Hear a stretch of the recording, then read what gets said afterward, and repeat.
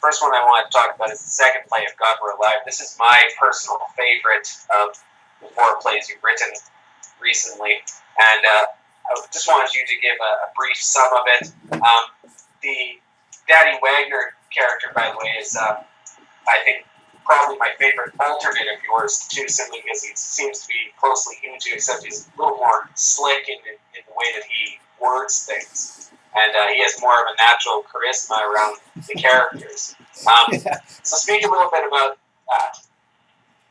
Well, after years of having Manny Cole, and before that Kevin from Kevin and the Fist, and before that, well, after that having Henry Matsumi, yeah, the Danny Wagner character he's the character that will tie at least most of the plays in the foreseeable future together. I'm sure that, 6 months or a year from now, I may do a play that has no Danny Wagner, but still occupies the same universe. For example, these plays occupy the same Schneiderverse universe because there's mentions of the Mara Valley crime family and that sort of thing. I think Big Frank Conchetto is mentioned in one of them, and so forth. So it's interesting you said this was your favorite one because it's the longest one. I know Tom, when he wrote me about the play that ends the trilogy, Big Al's Gina, he told me that he thought was the best and his favorite one. And I think that's probably going to be true.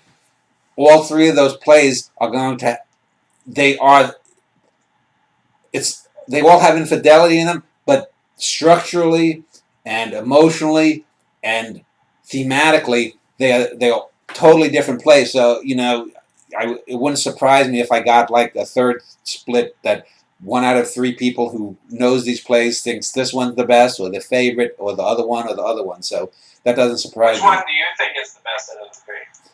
I honestly couldn't say. I think they're all great plays. I can tell you their strengths and weaknesses. Or no, I don't think there's really any weaknesses, but the strengths. The first play is the play that I did that is the least attached to me and reality, because Danny Wagner is just. There are no real-world counterparts to Megan and Valerie other than the 2 actresses, Megan Follows and Valerie Bertinelli, that I base a bit of the character's personae on.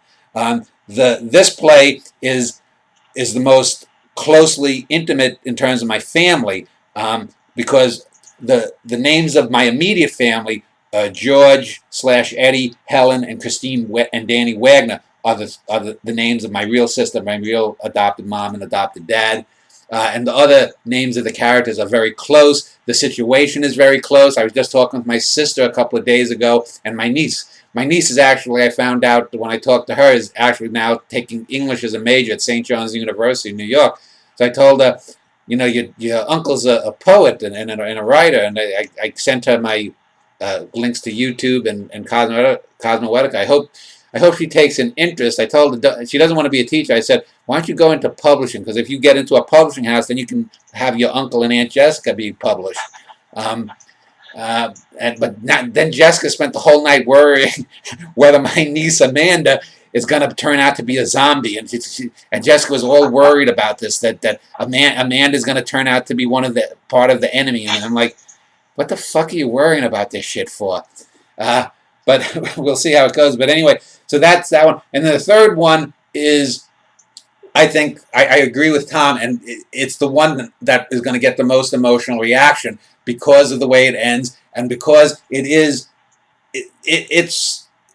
not structurally so much, but it has that kind of focus and drive towards the end, I think, that Othello does, in that when it keeps picking up emotional steam, and the ending, with the characters looking off and seeing the Twin Towers, right after they're being made, and saying how things last forever, contrasted with my poem about one of my Skyline poems.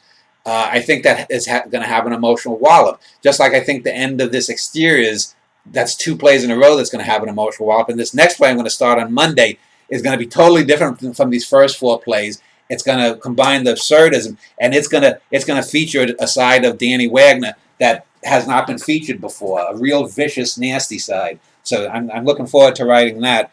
But as far as the 3 plays, yeah, I think they're all of the highest quality. I think you can make arguments back and forth, but certainly the second play is by far the most complex one. It's got the most characters that have meaningful dialogue, the most number of characters sketched out. I've got in the next month or two. Probably structurally the most varied too, in terms of using the metafictive aspect of having your conversations with play Jess, Yeah. and speaking over the other characters. Yeah, well, and the Jessica there, in some ways, is very much like the real Jessica. In some ways, it's a comic Jessica. And of the three plays, this is the one that's 85 to 90% a comedy. I mean, there's especially the metafictive Dan and Jessica stuff, and most of the stuff internally. But again, these are plays that I call the infidelity trilogy, but they're really not about infidelity. The first play, as we talked about, is about relationships between people. This one, you could say it's about familial relationships. You get a good family relationship between Eddie and Darla, the brother and sister, my dad and my aunt.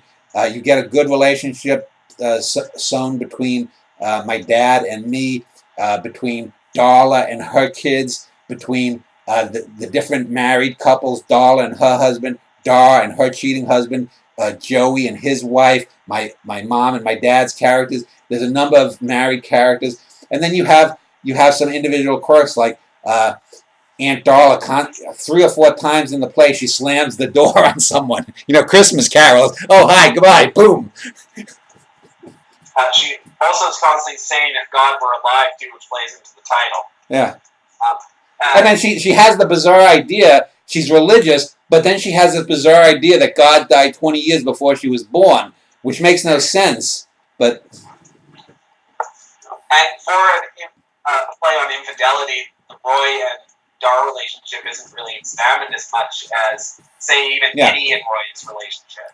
Yeah, and that's particular. In fact, I think it's far more interesting the 2 scenes with Roy and Eddie on the subway at the beginning and the end of the play, where we get a sense of these 2 men, and we get a sense that Roy, the adulterer, has a warm spot for Dar's Uncle Eddie, who's my dad.